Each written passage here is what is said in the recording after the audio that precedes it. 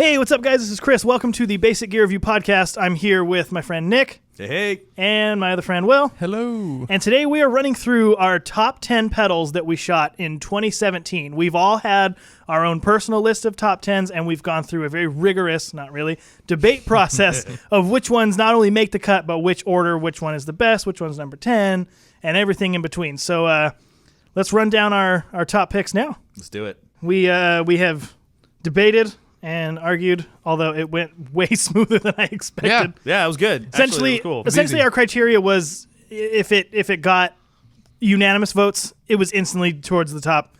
If it got more than one vote, it was in the list, and then there were a few that we kind of picked, like of Nick's list, which one we like the best. Surprisingly easy, though. You're right. It happened fairly quickly, so I'm gonna go. We learned from last year. Let's start at number 10 and go to number 1. People are going to listen to number 1 and just turn off the podcast. Cool. That's all I want to know. So at number 10, we have the Electro-Harmonix Micro Synth.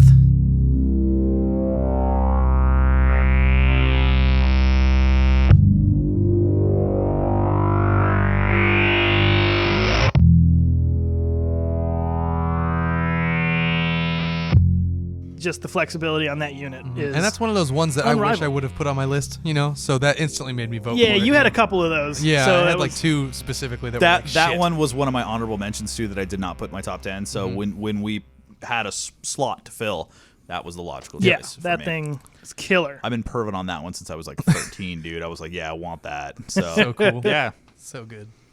All right, number 9 was the Boss CE2B.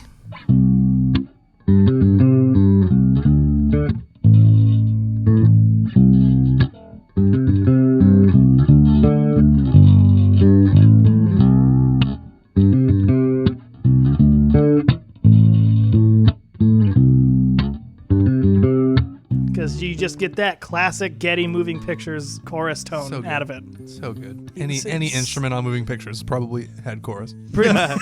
So Number 8 was the Green Russian Big Muff.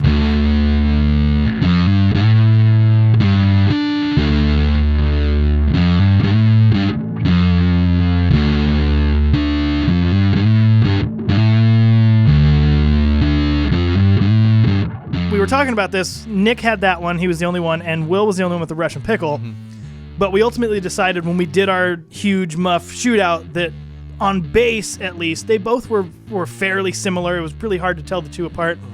But at the end of the day, the Electro-Harmonix is half the price. yeah, price point. So it's got to win. And I mean, it can carry the Big Muff moniker. It's EHX. It's the original maker. Yeah. Right. It's got to win. Or at least it gives it points. I won't necessarily just because it's less expensive means it's going to win, but it definitely gets some points in the favor because they sound, obviously they sound different, but like it's not so different to justify another, $75? Yeah. Yeah. Like that, Exactly. Absolutely. I'm not made of money. Next one up, number 7 is the Zvex Mastertron.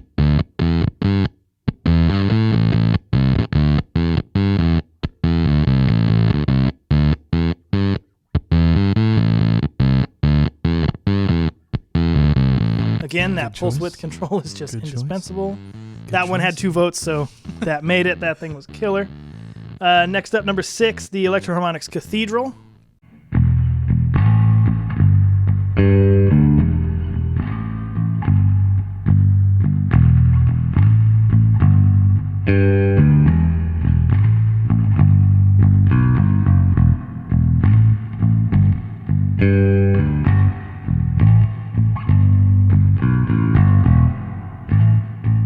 Killer reverb, like I was saying with that spring. One of my faves. Nails it.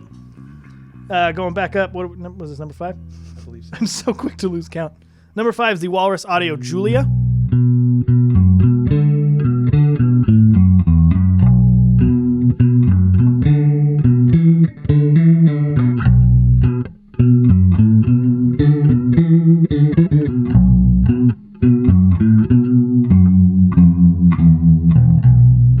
Beautiful chorus. Yeah, Gorgeous, great, beautiful. shimmering liquid.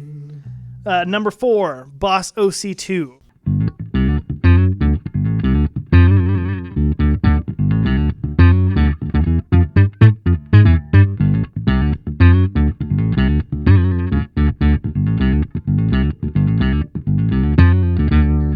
Yeah, buddy. That was easy. That's the one that I was like, damn it, why did I not put that on my list? Because it deserves to be there entirely. So we treated that as like all three of us picked it because I wanted it on there. So. That thing was killer.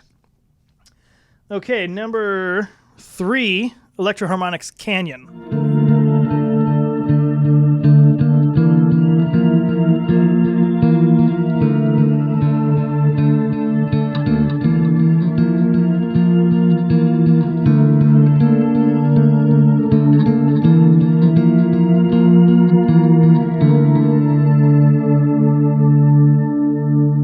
That was something we all had. Yeah, that was a 3 for 3. Yep. Not surprising. Great. Like every setting on that delay is just killer. What was tripped me out the most is that like that thing came out and I was like, oh great, another delay. Yeah, Like, welcome to the world of everybody having delays. But like I was thoroughly impressed. So yeah, I saw it and I was thinking, I was like, okay, they're just gonna bite TC's flashback style, you know, because it's like, oh, it's got 5, it's got like 6 or 7 different delays, and then it's got a loop at the end of it. Like, okay, it's basically it's a rebranded, but no, it's not. It's way better that than octave flashback. one. I like it more. The octave one was so cool. To really put it into perspective, the flashback was on our list of pedals that we did in 2017, and none of us brought it up. So that kind of goes to show that the Canyon wins. Yeah, I thought about it. I sincerely thought about it, but when it came time, you know, where's my money gonna go? What am I gonna buy? And I would have bought the Canyon. Absolutely, yeah. Phone number's turned off. And okay, so top 2 was what we debated the longest because if you've been following along, the top 2 is between the Alpha Omega and the Studio Bass. One of them's got to win, and the hard thing was, I mean, the compressor is. You need a compressor. I mean, it's one of those any kind of professional essential level and like performing professional level bass players has some degree of compression. I would play the exact same line with the exact same tone, and I would just turn on compression, and everybody in the room and everyone listening would be like, "That sounds way better." You know, and it was the same thing with Ricky. He has a compressor as well, and he'd be playing like some some cool chicken grease chords, whatever, and then he would kick on the compressor, and I'd be like, "Damn, dude, like you're sounding tight right now. You sound super pro." It's just the compressor. There's something about a compressor that just makes it makes it so much easier to play more clean. Yeah, you know what I mean? Because it kind of gives it that consistent record feel, like because they're always putting compression on it anyway, so you kind of get the vibe you would get on record live. Yeah. And Will was even saying that's the pedal that's on his board and always on. Like I plug the board in and it's already engaged. Yeah, it's like that so thing is never you off. have that going for it. That it's an extremely useful tool that's pretty much an always on kind of thing. But in the Alpha Omega's corner, it's a DI, which again, arguable. You need a DI, you know. And then Nick had a little bit of hesitancy, saying like everyone's talking about how cool the Alpha Omega is. But that's because it is. For absolutely good reason. It's not even one of those things that's like, oh, everybody's talking about it, so let's talk about it. It's like, it's completely justified. So. Right. It's a solid product. It's a solid product. I've always said, I think like one of my first pedals I ever bought was the Boss DS1. So I've been using like overdrives and distortions and stuff for an extremely long time.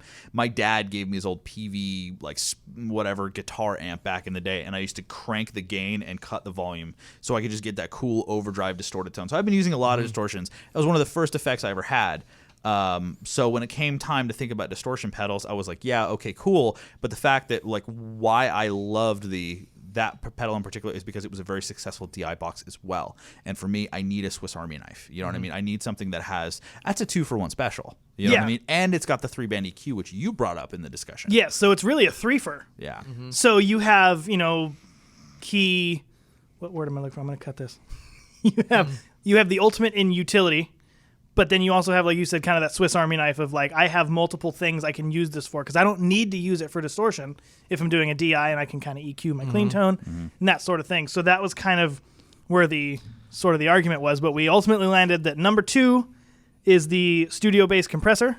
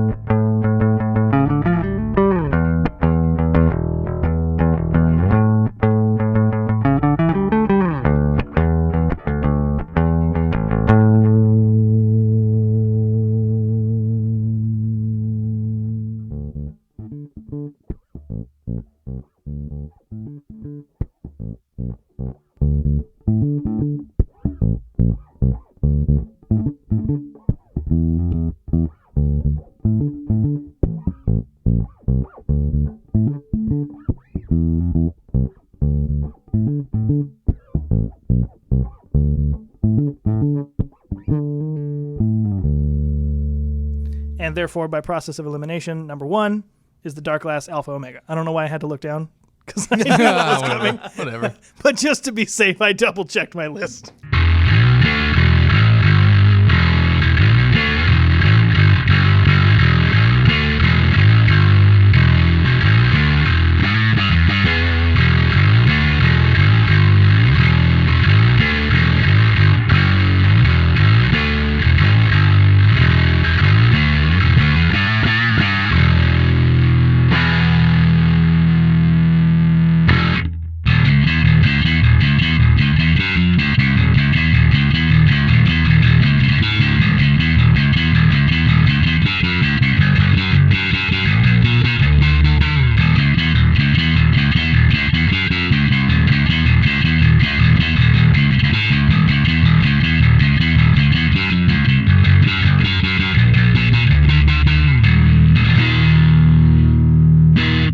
But yeah, the compressor is a tool and only a tool, whereas the Alpha Omega is a tool on top of all of these other things. Yeah, So and that's that was a good another thing we point. brought up. Like, for how cool the studio bass is for a compressor, at the end of the day, it only compresses. It's just a compressor, Yeah. So that was kind of our criteria, because we almost went studio bass number 1. Nick brought up a good point to me too. He's been playing for 15 years, you said, and you only recently got a compressor. So Yeah, I mean, within the last obviously, if couple you've come years. this far in your career as a musician, a compressor is not as important as we like to imagine they are. You know? Yeah. So that was a good point. That kind of swayed me. So there it is. That is our 2017 top 10 list of the pedals that we shot, just to avoid confusion. Not the ones that were released in 2017, just the ones that we shot in 2017 that we thought were the top 10 best. So if you ever, if you were kicking around getting one of them, assuming they're still on the market, now we've given you all the affirmation you need to go out there and I get mean, it if for you really yourself. revere us that highly, then all the affirmation. I do. But I think you guys would kill it. I don't. I'm gonna sell all my pedals except the OC2. sell all of Chris's pedals. All the ones that made this list now have higher resale value. I tried really hard to get every single slot to be the OC2, but these guys would not let it happen. So I was kind of for it. It's okay. It's okay. yeah. Anyway, thanks you guys for listening to the podcast. Thank you all for watching the video. And It's good to be back. Yeah, it really is. 2018. Let's do some cool stuff. We're definitely Get those stuff this stupid year. boutique stuff going with the dumbass descriptions. I'm excited. Hashtag things to come. Oh, Anyway, boy. for Chris, Will, and Nick signing off, this is Basic Gear Review Podcast. See y'all next time. Bye bye.